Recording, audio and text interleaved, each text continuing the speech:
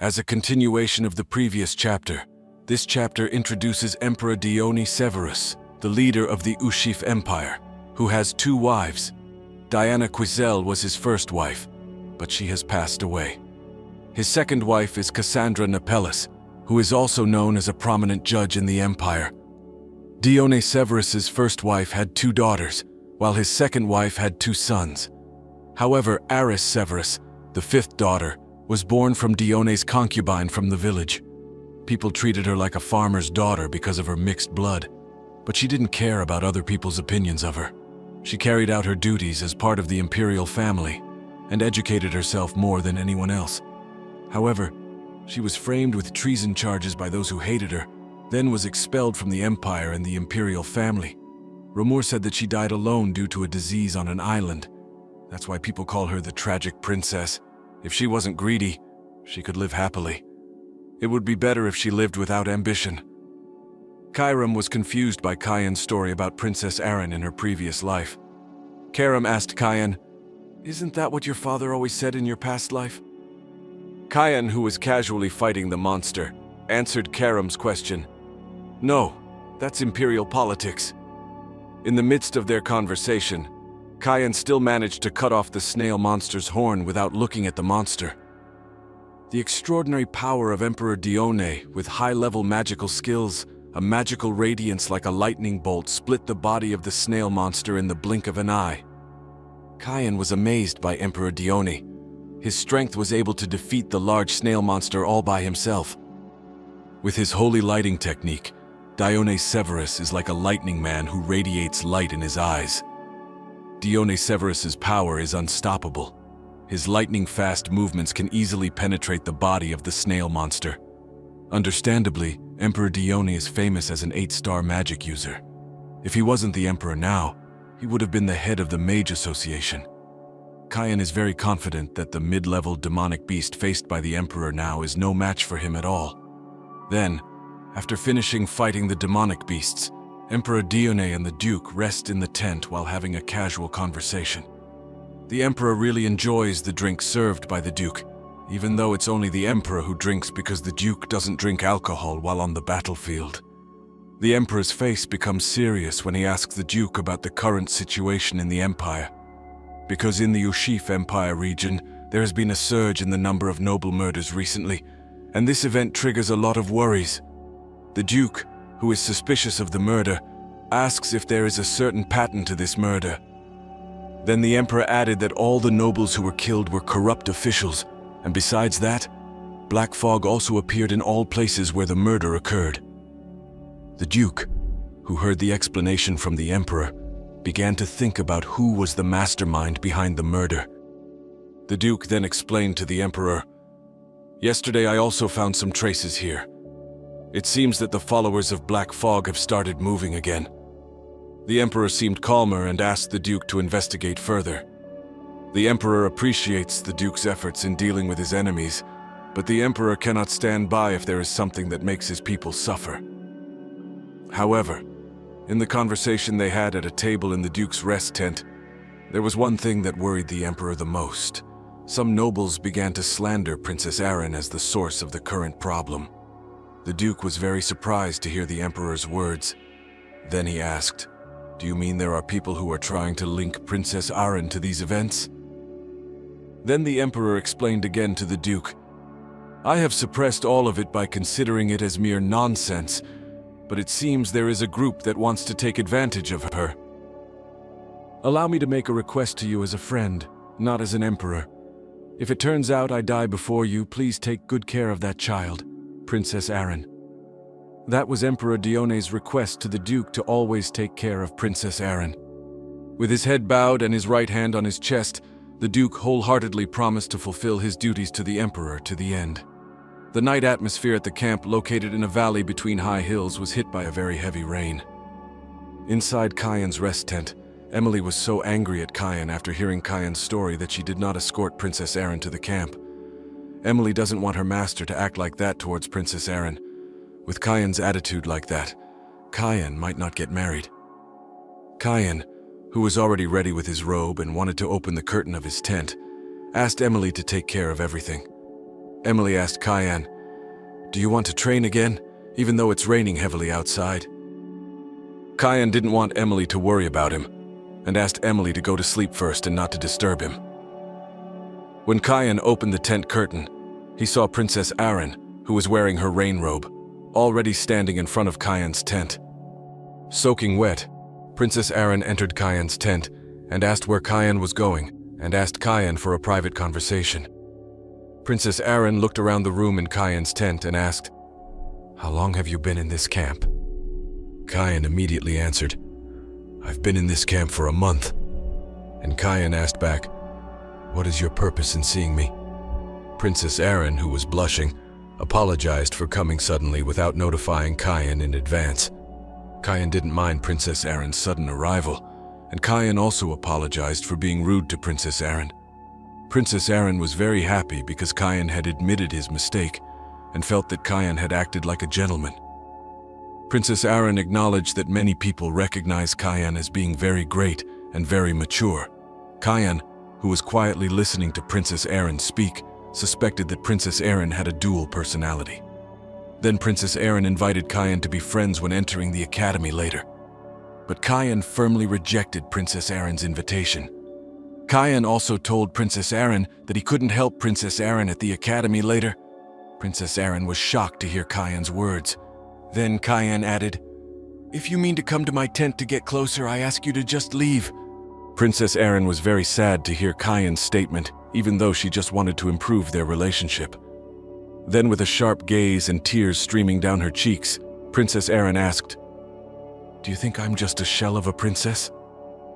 Kyan stared at Princess Aren without uttering a word. "I understand. I guess there's no point in being friends with me. Sorry for wasting your time," said Princess Aren with a downcast look. Then Princess Aren left Kyan in his tent, saying, "I've been shallow. I thought we could at least chat, but you're really different from Ashel." Hearing the name Ashel, Kyan was immediately shocked and didn't understand what Princess Aren meant by comparing him to Ashel. Kyan immediately grabbed Princess Aren's wrist very tightly just before Princess Aren left his tent. Princess Aren, who was in pain because her hand was held, asked Kyan to let her go. With red eyes, Kyan asked why Princess Aren could know Ashel. "I met him while on an academy tour last year. He advised me not to care about what others say and focus on fulfilling my role as a princess," said Princess Aren, enduring the pain from Kyan's grip on her arm. Kyan suspected that Ashel was not someone who would advise Princess Aren, but Ashel wanted to use Princess Aren to become his puppet someday and would destroy Princess Aren. Then Kyan wanted to warn Princess Aren, but suddenly Emily came in a hurry and asked Kyan and Princess Aren to leave the camp immediately. Before Emily finished warning her master, Emily was attacked by a monster that made Emily thrown away. From outside the tent, the soldiers rushed in because the monster attacked Kyan's tent. They also wanted to ensure the condition of young Master Kyan. Emily, who survived the monster attack, screamed very loudly because the monster attacked Kyan with a very large stone. Then, one of the knights came to Duke's tent.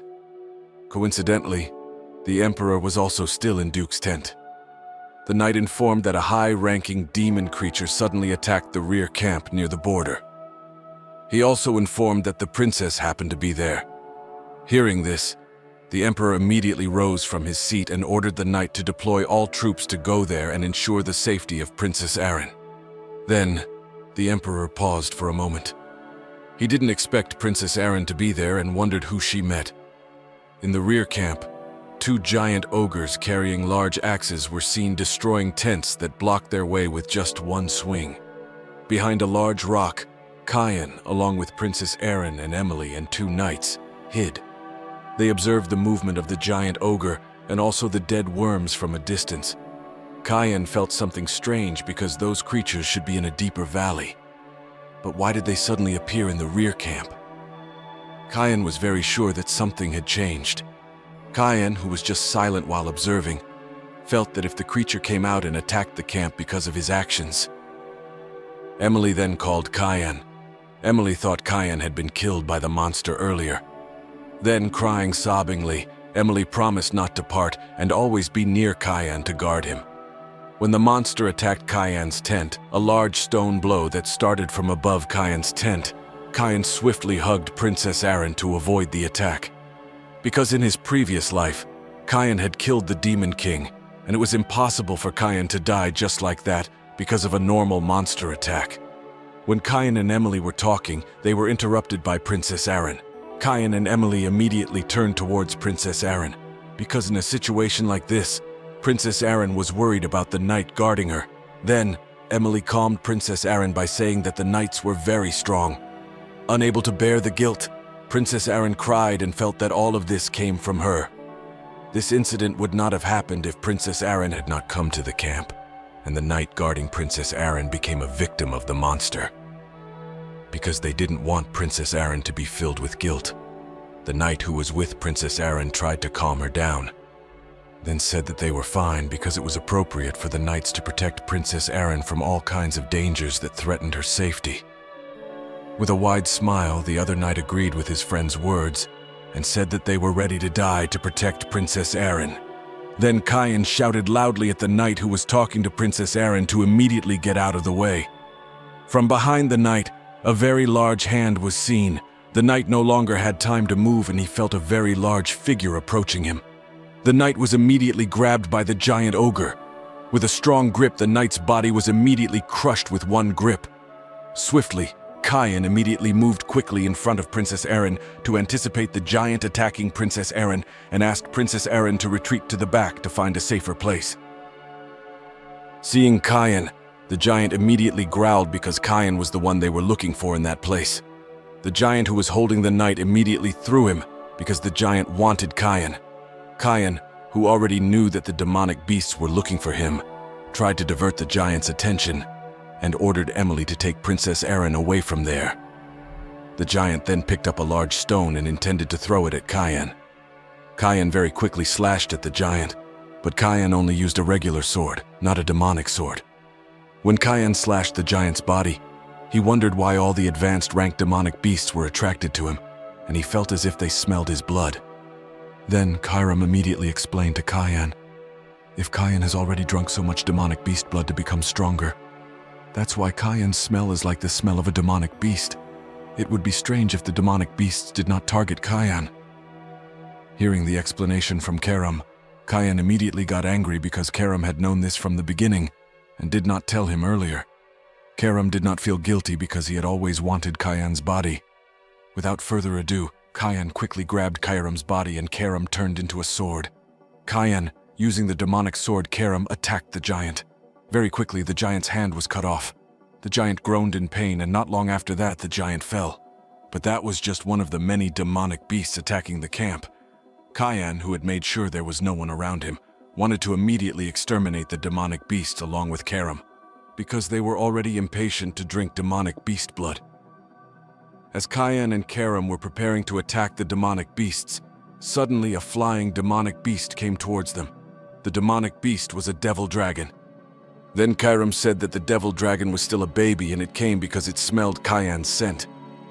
Kyan prepared to manifest with Khyrum because Kyan didn't care whether there was a dragon or not. And the most important thing for Kyan was to drink all the demonic beast blood. Then in a different place, Emperor Dione and Duke successfully defeated the demonic beast attacking the camp. The Emperor seemed to defeat them easily, as he did not look tired after fighting the monster.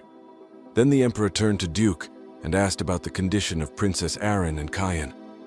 The Emperor was very worried about their current situation. Duke said that he could not find traces of Princess Aren and Kyan around the tent earlier. The Emperor hoped that Duke was also worried about his son's condition. But firmly, Duke replied that Kyan did not need to be worried about, because the most important thing at the moment was the safety of Princess Aren. The Emperor was surprised by Duke's answer, because Duke was not worried about Kyan's condition at all. Duke reassured Emperor Dione that anyone bearing the name Vert should be able to take care of themselves. Then one of the knights came to the Emperor. The Emperor was informed that the knight already knew the whereabouts of Princess Aren now. Then from behind, Princess Aren ran towards the Emperor and called him. Princess Aren looked very scared. With a very frightened and also very nervous state, Princess Aren asked the Emperor to save Kenne as soon as possible. Because there was only the servant Kenne there, Duke's gaze became very sharp as he asked what happened to Kenne. Emily was very scared of Duke's behavior at this time because she had never seen him so angry. Then nervously and with a stuttering voice, Emily explained that young Master Kenne had made himself bait so that Emily and Princess Aren could escape. Emily was still bowed down with sweat pouring heavily due to her fear of Duke. Then the knight spoke if he knew Kenne's whereabouts and was waiting for orders from Duke to immediately go save Kenne. Worried about Kenne's condition, the Emperor shouted at Duke to immediately order the knight to save Kenne, but Duke just stood still, as if he didn't hear Emperor Dione's words. The situation became silent for a moment. Suddenly Duke firmly would not order the knight to save Kenne. The situation became silent for a moment. Suddenly Duke firmly would not order the knight to save Kenne. Emperor Dione and Princess Aren were shocked by the words uttered by Duke. They did not expect Duke to speak like that. Duke's purpose like that is because he wants to handle the situation around the camp first. Duke argued that if the camp was destroyed, then the demonic beast would invade the Empire. Therefore, Duke wants to reconstruct the camp. Only like that is the only way to prevent more victims. Emily, who was worried about Kenne's condition, asked Duke what actions would be taken to save Duke. Firmly, Duke said that Kenne had done his job well because he had evacuated Princess Aren. Because that is the duty of a person bearing the name Vert. Princess Aren did not expect this incident. She blamed herself again for all this. She can't forgive herself if something happens that results in Kenne's absence. Under the moonlight illuminating them at night, the roar of a dragon was heard from afar. Emperor Dione and Duke felt the coming of a large monster. When Princess Aren looked up, there was a large dragon flying right above them, but she also saw Kenne being carried by the flying dragon. Kenne, who looked very scared, was holding onto the dragon's leg tightly. Dragons are creatures that are closest to their creator. They are very rare and noble creatures. Lower creatures like humans dare not approach them carelessly. Meeting such a tall and majestic creature is an honor in itself. However, why do I have to fly unseen past people? Kenne said. Right under the flying dragon, Princess Aren, who saw Kenne also flying carried by the dragon, then shouted calling Kenne's name. Emperor Dione and Duke were confused because there was a dragon in the area. However, what made Emperor Dione more curious was why the son of Duke was also on top of the dragon. A feeling of anxiety and worry enveloped Duke's feelings, who was silent for a moment. "What are you doing? Don't you want to save him?" Duke muttered in his heart. "Damn, I just wanted to drink his blood." "But I didn't expect this to happen," said Kenne, who was still on the flying dragon. When a devil dragon with a large body and purple scales on its body appeared, it made Kenne have a high desire to drink its blood. With Kenne and Karam, who have already manifested, they are very ready to devour the dragon with the abilities they have. They no longer care about the low-level demonic beast that is numerous because they want to focus on the dragon alone. Using the rushing fog sword technique in a fraction of a second, Kenne slashed all the demonic beasts very easily. All the demonic beasts were instantly cut into several parts very quickly. Kenne, who was right in front of the dragon, was ready to attack the dragon with its very large body size and 2 fangs and horns under the dragon's chin. However, the dragon is not fully mature yet. Then the dragon opened its mouth. From its mouth, it emitted a light that was ready to shoot it at Kenne, who was in front of the dragon. Kenne was shocked by the dragon's quick response to attack him. Luckily, Kenne managed to avoid the dragon's spray. If not, his body could have been shattered into pieces. Kenne, who was so emotional because the dragon had attacked him, took the initiative to counterattack the dragon. He immediately launched several attacks on the dragon. 2 slashes launched by Kenne successfully hit the dragon's eyeball, making the dragon groan in pain. However, the dragon did not fall. The dragon turned to attack Kenne. A fight was inevitable between Kenne and the dragon. Kenne, using various techniques he has, cannot knock down the dragon. Kenne felt that he could not easily fight the dragon. Kenne's shoulder began to feel sore because he had released too many techniques to fight the dragon. When Kenne wanted to release his ultimate technique, the dragon flapped its wings to prepare to fly and leave Kenne. Seeing this, Kenne felt very annoyed. Because he did not want to lose the moment to drink Dragon Devil's blood, Kenne chased by jumping towards the dragon while its flight was not too high. "I think I've used up all my luck to be visited by a dragon," said Kenne, who managed to hold the dragon's leg and flew with it. However, when Kenne looked down, it turned out he was flying right above the camp, and also saw the knights watching the flying dragon.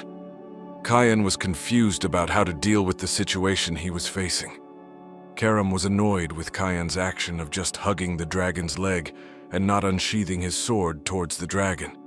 However, Kenne has his own reason why he did not unsheath his sword to the dragon, because Kenne did not want his power to be known to everyone. "Do you want me to use the demonic sword while being watched by everyone?" Kenne said angrily to Karam, because Karam kept forcing him to use the demonic sword. Because if Kenne is known to use the demonic sword, then Kenne will be arrested and punished by the Emperor. Kenne and Karam kept arguing because Kenne was still hugging the dragon. Kenne asked Karam to be patient because he was still thinking about how to deal with this situation.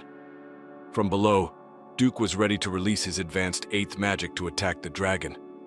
The mantra he recited was almost finished being recited. Seeing Duke wanting to attack the dragon with the advanced 8th magic he had, Kenne was very scared because Duke's power could hit him. He wants to use the secret of Sword of Heaven technique, even though he knows his son will also be dragged into the attack, Kenne said. By raising his sword as a signal for his technique, the many golden magic swords began to move upwards to attack the dragon. Kenne was moved by the power of his father, who also held the title of Guardian of the Continent.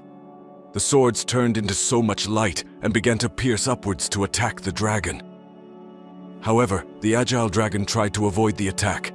The dragon managed to avoid it, but one of the glowing swords from Duke's power was heading towards Kenne. Kenne knew that the sword would not miss, so he immediately let go of his hug on the dragon's leg.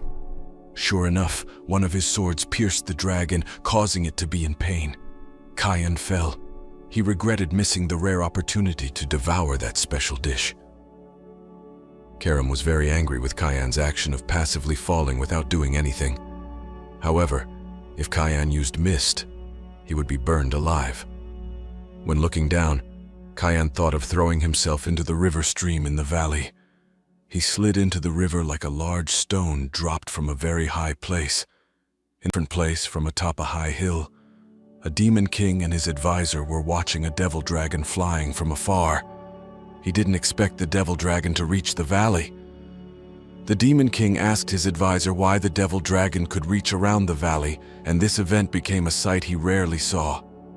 His advisor explained that the devil dragon seen by his master was a young devil dragon. Most likely the dragon was lost, so the devil dragon arrived in this valley.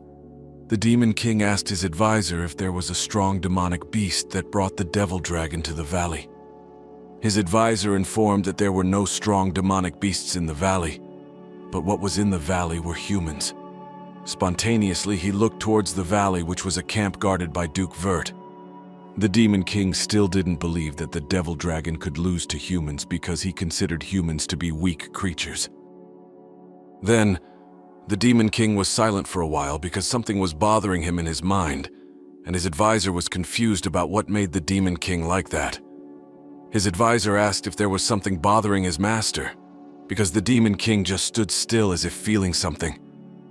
The Demon King pointed his left-hand finger to the left side of his body because he felt a very strange energy coming from that direction. However, the energy he felt was familiar to him. Because the Demon King looked worried, his advisor suggested that the Demon King go to check the source of the energy. Hearing his advisor say that, the Demon King immediately stared at his advisor. When his advisor wanted to speak again, the Demon King had already opened his wings and was flying upwards. His advisor asked his master to restrain himself so as not to kill everyone he met later. While flapping his bat-like wings, he agreed to his advisor's request not to cause trouble. Kenne, who free fell into the river stream of the valley, struggled to surface. Understandably, he reached the bottom of the river because he jumped from a high place and added to his heavy armor, so he needed extra energy to reach the surface of the water. Then Kenne swam to the riverbank. Upon reaching the riverbank, he immediately leaned against a large rock. He tried to rest to gather energy again that had been drained. Kenne, who was still tired, asked if Karam was still alive or not. With an angry face, Karam came out and asked Kyan not to talk to him anymore. Karam was very disappointed because he couldn't drink blood from the devil dragon, and added to Karam's body becoming dirty because he had fallen into the dirty river stream of the valley. Kyan tried to calm the angry Karam by saying that when they returned from there, Kyan would take Karam to bathe. Karam was not sure Kyan could return safely because the place they are now is the demon realm, the gathering place for high-level demons. Kyan asked Karam not to worry because he felt it was impossible for them to meet a higher demon. Suddenly, someone spoke from behind Kyan. The person said, "See, I knew there was something fun waiting for me here." In the past, everyone who had seen him said that they seemed to see the embodiment of evil from the figure of Demon King Valkyrian. In Kyan's previous life, he had fought against the figure of Demon King Valkyrian. Many formidable knights fell victim to Valkyrian's rampage. However, Kyan did not expect to meet Valkyrian in this unexpected situation. Kyan immediately prepared with his sword to be on guard. Valkyrian asked Kyan, "Are you a human or not?" Kyan did not answer.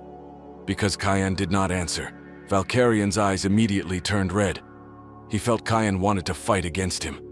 With lightning-fast movement, Valkyrian was already right behind Kyan. Kyan did not expect Valkyrian's movement to be behind him. Using his demonic sword, he tried to attack Valkyrian. However, Valkyrian easily avoided Kyan's attack. Kyan's attack using his demonic sword could only hit a strand of Valkyrian's hair, and made Valkyrian stunned by Kyan's ability. Valkyrian casually laughed while saying, "I indeed heard that you are a race with unlimited potential." Valkyrian acknowledged the potential of Kyan, who had dared to cut his hair. "I guess the timing is not right," said Karam. Karam asked Kyan, "Who is the person in front of you?" Kyan answered, "That person is the Demon King." "Demon King, in your current condition, how do you plan to defeat him?" Karam understood very well that Kyan would not be able to defeat the Demon King with Kyan's condition still trapped in a child's body. It's impossible to win against a Demon King. Kyan realized that it was impossible to defeat the Demon King in his current condition, but Kyan tried to think of a way to escape from the Demon King.